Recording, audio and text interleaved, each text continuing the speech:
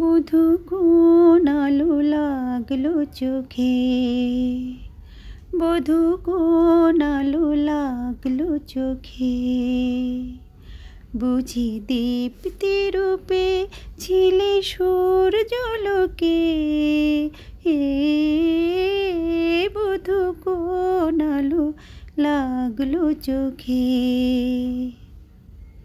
Hello everyone, আসসালামু আলাইকুম। আজকে আমি একটা সবজি রান্না করেছি। সবজিটা আপনাদের সবারই পছন্দ হবে, খেতে ভীষণ মজা।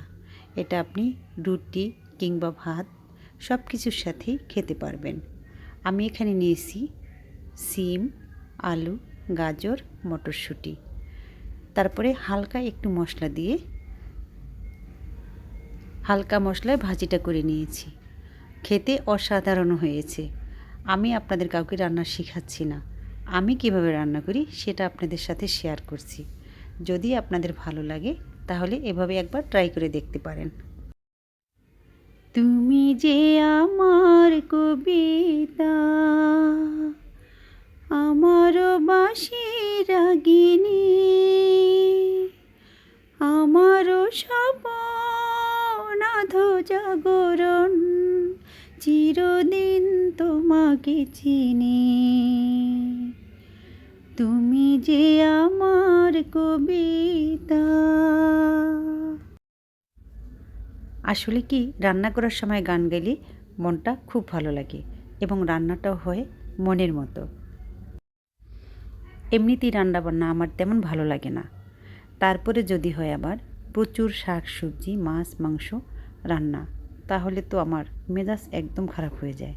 তাই গান গেয়ে মনটাকে শান্ত রাখি, এটা আমার টেকনিক। তবে আজকে আমার এই ভাজিটা চমৎকার হয়েছে।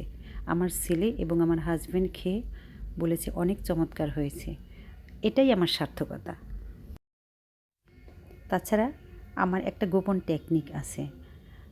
ভিডিওতে ভয়েস দিতে আমার খুব নার্ভাস লাগে, তাই আমি ফ্রি মোডে গান গাই।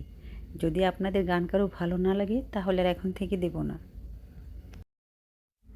যত সুর ছিল প্রাণে সবই দিয়েছি তোমায়, বিনিময়ে তোমারে ওগো চিরদিন যেন কাছে পাই। মধু কুমকুমে মালা চন্দনে এ বাঁধন খুলে যেও না, অশ্রু দিয়ে লেখাই গান যেন ভুলে যেও না। একই বন্ধনে বাঁধা দুজনে এ বাঁধন খুলে যেও না,